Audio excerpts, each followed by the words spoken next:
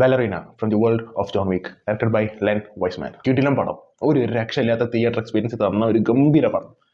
അതാണ് ഈ ഒരു പടം ബലറീന എന്ന് പറയുന്നത്. പക്ഷേ ഞാൻ ഈ ഒരു സിനിമയുടെ ട്രെയിലർ കണ്ട സമയത്ത് എനിക്കൊരു എക്സ്പെക്ടേഷൻ ഉണ്ടായിരുന്നു, എനിക്കൊരു പ്രതീക്ഷ ഉണ്ടായിരുന്നു ഇങ്ങനത്തെ മൂവി ആവും എന്നുള്ളത്.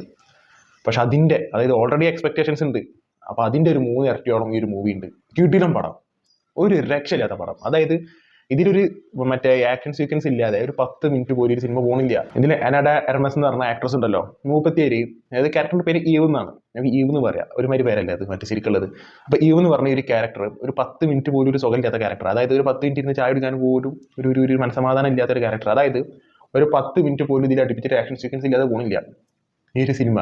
അപ്പോൾ ഈ സിനിമ ഡ്യൂറേഷൻ എത്രയെന്ന് ഞാൻ നോക്കിയിട്ടില്ല. എനിവേ അത് തീരെ ബോറടി ഇല്ല. ബോറടി എന്ന് പറഞ്ഞ സംഭവം ഈ പടത്തിലില്ല. അടിന്ന് വെച്ച് കഴിഞ്ഞിട്ടുണ്ടെങ്കിൽ എന്തൊരടി. അതിൽ ഗ്രനേഡ് വെച്ചിട്ടൊരു ഫൈറ്റ് ഉണ്ട് ഇതിൽ. അതായത് തോക്ക് എല്ലാം മിക്ക തോന്നുന്നത് ജോൺ വിക്ക് 1, 2 മാറ്റി നിർത്തിയ 3, 4 ജോൺ വിക്ക് പോയിട്ട് തോക്ക് പേടിക്കുന്ന ഒരു സീൻ ഉണ്ടല്ലോ, ഭയങ്കര രസം അത് കാണാൻ. തോക്ക് പേടിക്കുന്നത് ജോൺ വിക്ക് ഇങ്ങനെ റീലോഡൊക്കെ ചെയ്ത് നോക്കുന്ന ഒരു സംഭവമുണ്ട്. അപ്പോൾ അതേപോലെ ഇതിൽ ഈവ് എന്ന് പറഞ്ഞ ക്യാരക്ടർ പോകുന്നുണ്ട്. അപ്പോൾ അവിടുന്ന് ഈ ഈവ് എന്ന് പറഞ്ഞ ക്യാരക്ടറിനെ അറ്റാക്ക് ചെയ്യാനാണ്. അറ്റാക്ക് ചെയ്യുന്ന സമയത്ത് തോക്കില്ല, ഈ അമോ ഇല്ല ആരടുത്ത്, ആനഡ എർമസിൻ്റെ അടുത്ത്, അതായത് ഈവിൻ്റെ അടുത്തില്ല. ആ ടൈമിൽ നെയ്ഡ് വെച്ചിട്ടൊരു ഫൈറ്റ് ഉണ്ട്, തോക്കിന് പകരം നെയ്ഡ്. കിടിലം. അതായത് ഇതിലൊരു ഈ അനഡർമസ് ഒരു മറ്റേ ഡബിൾ ബാരൽ ഷോട്ട് ഗൺ വെച്ചിട്ടൊരു മറ്റേ എന്താ പറയുക ഫയർ ചെയ്യണൊക്കെ സമയത്തും അതേപോലെ തന്നെ ഈ ഗ്രനൈഡ് എടുത്ത് തരുന്ന സമയത്തും നമ്മൾ നെഞ്ഞത്ത് വന്ന് പൊട്ടണ പോലെ ഒരു ഫീല്. അത് നിങ്ങൾക്ക് നല്ല രീതിയിലുള്ള തിയേറ്ററുകൾ സെലക്ട് ചെയ്തിട്ട് പോയി കാണുന്നുണ്ടെങ്കിൽ ഞാൻ പറഞ്ഞ കാര്യങ്ങൾക്ക് മനസ്സിലാവും. അതേപോലെ ഫ്ലെയിം ത്രോവർ വെച്ചിട്ട് വേറൊരു പരിപാടി ഉണ്ട്.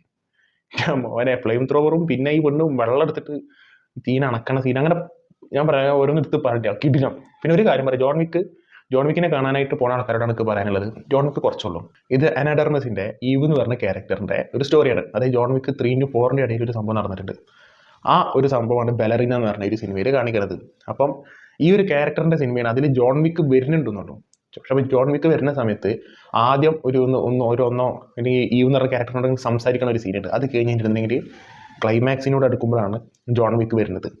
പിന്നെ അവിടെ നിന്ന് ഒരു 10-15 മിനിറ്റോ എന്തോ ജോൺ വിക്ക് ഉണ്ട്. പക്ഷേ ജോൺ വിക്കിൻ്റെ സ്ക്രീൻ ടൈം മാത്രം നോക്കി നിൽക്കുന്ന സമയത്ത് മേ ബി ഒരു 10 മിനിറ്റ്സ് മാത്രമേ ഉള്ളൂ ജോൺ വിക്ക്. പക്ഷേ ജോൺ വിക്കിൻ്റെ ഇമ്പാക്റ്റ് അങ്ങനല്ല. ജോൺ വിക്കിന് കുറച്ച് സമയം വലിയ ഇമ്പാക്റ്റും തരുന്ന ഒരു ഗംഭീര ക്യാരക്ടറാണ് ജോൺ വിക്കിനെ ഇതിലും കൊണ്ടുവന്നിട്ടുള്ളത്. John Wick already well established ആയിട്ടുള്ള ക്യാരക്ടറാണല്ലോ. അപ്പോൾ അത് എനിക്ക് ചിലത് ഇങ്ങനെ തോന്നുമ്പോൾ മാർക്കറ്റിങ്ങിന് വേണ്ടിയിട്ട് കൊണ്ടുവന്നതാണെന്നൊരു ഫീൽ ഇടയ്ക്ക് ചില മൂവീസ് കാണുമ്പോൾ വരുന്നുണ്ട്. പക്ഷേ ഇതങ്ങനല്ല. ഇത് ജോൺ വിക്കിൻ്റെ ഒരു വേൾഡിൽ യൂണിവേഴ്സിൽ നടക്കുന്ന സംഭവമാണല്ലോ. അപ്പം പിന്നെ അത് എന്തായാലും വേണമല്ലോ, ജോൺ വിക്ക് വരണമല്ലോ. അപ്പോൾ മാർക്കറ്റിങ്ങിന് വേണ്ടി ചെയ്ത സംഭവം എന്നുള്ള തോന്നുന്നില്ല. John Wick was needed in this movie. John Wick വരണം ഈ ഒരു മൂവിയിൽ. കാരണം ജോൺ വിക്ക് ഉള്ള സമയത്ത് നടക്കുന്ന സംഭവമാണല്ലോ അത്. അപ്പോൾ ഇതൊരിക്കലും ഞാൻ ചിലർ പറഞ്ഞിട്ട് മാർക്കറ്റിങ്ങിന് വേണ്ടിയിട്ട് ജോൺ വിക്കിനെ കൊണ്ടുവന്നതാണ്. അതുകൊണ്ടാണ് ഞാൻ പറഞ്ഞത് ജോൺ വിക്കിനെ അല്ലാതെ പിന്നെ ജോൺ വിക്കിൻ്റെ വാപ്പാനെ കൊണ്ടുവരാൻ പറ്റില്ലല്ലോ. ജോൺ വിക്കല്ലേ മെയിൻ ഇതിൽ. അപ്പം ഇതിന് ജോൺ വിക്കിനെ കൊണ്ടുവരണ്ടേ? കാരണം ആ ടൈമിൽ ആ ഗ്യാങ്ങിൻ്റെ സ്റ്റോറിയാണ് നടക്കുന്നത്. അപ്പോൾ ജോൺ വിക്ക് അവിടെ എവിടെ എന്നുള്ള ചോദ്യം വരുമല്ലോ ജോൺ വിക്ക് ഇല്ല എന്നുണ്ടെങ്കിൽ. അപ്പോൾ ഞാനൊന്ന് ക്ലിയർ ചെയ്ത് തന്നോളൂ. പിന്നെ അതേപോലെ തന്നെ അനാഡ എർമസ് 37 ഈവ് എന്ന് പറഞ്ഞ ക്യാരക്ടർ, അതായത് ഇതിൻ്റെ മേലൊക്കൊന്നും വെക്കാൻ പറ്റില്ല. അതായത് ഈ ഒരു ക്യാരക്ടർ ചെയ്ത് വെച്ചിരിക്കുന്ന രീതി ഉണ്ട്, ആ ആക്ഷൻ രീതി ഉണ്ട്. ഡ്യൂപ്പ് ഉണ്ടാകുമ്പോൾ ഓബിയസ്ലി, എന്നാലും ആ ആക്ഷൻ ചെയ്ത് വെച്ചിരിക്കുന്ന ഒരു രീതി ഉണ്ട്. കിടിലം. പിന്നെ പ്രത്യേകിച്ച് അനാഡ എർമസിൻ്റെ ഒരു ഓറ എപ്പോഴാണ് മനസ്സിലാവാൻ വെച്ചിട്ടുണ്ടെങ്കിൽ ഫൈറ്റിൻ്റെ ടൈമിലല്ല, ഒരു ക്ലബിൻ്റെ ഉള്ളിലേക്ക് വരുന്നത്. ക്ലബ്ബ് വേറെ എന്തോ നമ്മുടെ പാട്ടിട്ട് ഇങ്ങനെ ഡാൻസ് കളിക്കില്ലേ കള്ളുപിടിച്ചിട്ട്. അപ്പം അങ്ങനത്തെ ഒരു ഏരിയയിലേക്ക് ഒരു മിഷനായിട്ട് അനാഡ എർമസ് വരുന്നുണ്ട്. അനാഡ എർമസ് വരുന്ന ടൈമിൽ അതിനുള്ളിലേക്ക് ഇങ്ങനെ നടന്നു വരുന്ന ഒരു സീനുണ്ട്. പക്ഷെ എൻ്റെ മോൻ ആ ഒരു ഓറ ഉണ്ട്, കിടിലം. പിന്നെ അവിടെ നിന്ന് തുടങ്ങുകയാണ് അനാഡ എർമസിൻ്റെ. പിന്നെ ഈ അനാഡ എർമസിൻ്റെ ഒരു സ്റ്റോറി ജോൺ വിക്കിൻ്റെ ഫ്രാഞ്ചൈസ് ഉണ്ടല്ലോ, ജോൺ വിക്കിൻ്റെ ഫ്രാഞ്ചൈസി തന്നെയാണ് ഇതും വരുന്നത്. But still John Wick 1, 2, 3, 4 movies ഉണ്ടല്ലോ, അതിൻ്റെ ഉള്ളിലേക്ക് ഇംപ്ലിമെൻറ്റ് ചെയ്ത് വെച്ചിട്ടുള്ള ഒരു രീതിയുണ്ട്. അതായത് നമ്മൾ ബിഹൈൻഡ് ദി ജോൺ വിക്ക് എന്ന് പറയില്ല, അതേപോലെ തന്നെ ഒരു സ്റ്റോറി പോണത്. അതായത് നിങ്ങൾക്ക് കാണുമ്പോൾ മനസ്സിലാവും. ജോൺ വിക്ക് 4 ജോൺ വിക്കും കണ്ടിട്ടുള്ളവർക്ക് മനസ്സിലാവും.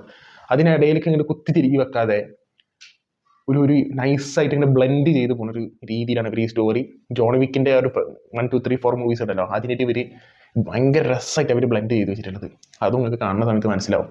അപ്പം ഞാൻ പറയാനുള്ളത് അനാഡ എർമസിൻ്റെ കാര്യം. അനാഡ എർമസ് കീനു റീവ്സിൻ്റെ കാര്യം ഞാൻ പറഞ്ഞില്ല. കീനു റീവ്സിൻ്റെ കാര്യം നിങ്ങൾക്ക് അറിയാമല്ലോ, എന്താണ് ജോൺ വിക്കിൻ്റെ ക്യാരക്ടറിൽ കീനു റീവ്സ് ഒന്ന് ചെയ്തിട്ടുള്ളത് എന്നുള്ളത്. പക്ഷേ ഞാൻ ഇത് പറയാം, Ana de Armas is born for this role. അതായത് ചില ഇത് നമ്മൾ പറയില്ല, ഹെൻറി കാവിൽ ഈസ് ബോൺ ഫോർ സൂപ്പർമാൻ എന്നൊക്കെ പറഞ്ഞ പോലെ, അല്ലെങ്കിൽ Tobey Maguire is born for Spiderman എന്ന് പറഞ്ഞ പോലെ ഇത് ഈ അനാഡ എർമസിൻ്റെ one of the career best ക്യാരക്ടറാണ് ഈ ഈവ് എന്ന് പറഞ്ഞ ക്യാരക്ടർ. ഞാൻ വിചാരിച്ചത് ബലറീന എന്നല്ല, ബലറീന എന്ന് പറഞ്ഞ ഒരു പൊസിഷനാണ്.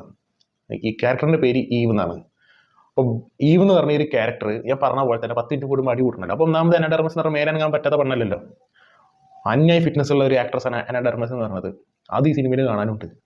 ഫൈറ്റ് എന്ന് വെച്ച് കഴിഞ്ഞിട്ടുണ്ടെങ്കിൽ പിന്നെ പൊതുവേ ചില ഇത് കൊണ്ടുവരുന്നത് ഇപ്പം മാർവലൊക്കെ ചെയ്തപ്പോൾ വെറുതെ ഫീമെയിൽ ക്യാരക്ടേഴ്സിനെ കൊണ്ടുവരില്ലെങ്കിൽ വെറുതെ പെണ്ണുങ്ങളെ സ്ത്രീ ശക്തി എന്തോ കാണിക്കാൻ ഓലൊക്കെ കാണിക്കാൻ വേണ്ടിയിട്ട് വെറുതെ ഇങ്ങനെ കൊണ്ടുവരുന്നത് സംഭവം മാർവലൊക്കെ ചെയ്തിരുന്നല്ലോ.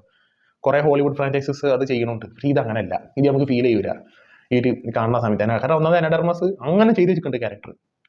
മനസ്സിലായില്ല? അത് നിങ്ങൾക്ക് കാണുന്ന സമയത്ത് മനസ്സിലാവും. അപ്പോൾ സിനിമ എന്ന് പറഞ്ഞത് അങ്ങനെ പോണൊരു മൂവി, ഒരു മിസ്കാസ്റ്റോ ഒന്നുമില്ലാത്ത ഒരു 10 ഓഫ് 10 മൂവി. എനിക്ക് അങ്ങനെ 10 ഓഫ് 10 എന്ന് പറയാൻ മാത്രം വരുന്ന മൂവീസ് ഭയങ്കര ചുരുക്കമാണ്. പക്ഷേ ഈ ബലറിന എന്ന് പറഞ്ഞ cinema, man what A movie. അത് ഞാൻ പറഞ്ഞല്ലോ, ഇത് ഈ നിങ്ങൾ കൂടുതൽ ആൾക്കാരും വീടുകൾ എടുത്തുള്ള തിയേറ്ററിൽ ഇത് റിലീസ് ഉണ്ടാവില്ല. ഇന്ത്യ അവസ്ഥ തന്നെ ഇന്ന് എടുത്തുള്ള തിയേറ്ററിൽ മറ്റേ ഹൗ ടു ട്രെയിൻ യുവർ ഡ്രാഗൻ്റെ ഒക്കെ ലൈവ് ആക്ഷൻ മൂവിയൊക്കെ റിലീസ്. അതുപോലെ തന്നെ എന്താ പറയുക, കാരാട്ടക്കിറ്റിൻ്റെ പുതിയ മൂവി. കാരാട്ടക്കിറ്റിൻ്റെ ഒന്നും ഇവിടെ കാണാൻ താല്പര്യം ഉണ്ടെങ്കില്ല. അപ്പം അങ്ങനെ ഇത് ഈ ഒരു മൂവി ഇവിടെ ഒന്നും ഇല്ലാതെ വേറെ ഇവിടെ എന്തൊക്കെയോ റിലീസ് ചെയ്തിട്ട് വേറെ ഐമാക്സിലും മറ്റേ അങ്ങനത്തെ സ്ഥലങ്ങളിൽ മാത്രമേ റിലീസുള്ളൂ. ഞാൻ പോയി കണ്ടത് ഏകദേശം 65 കിലോമീറ്റർ യാത്ര ചെയ്തിട്ടാണ്.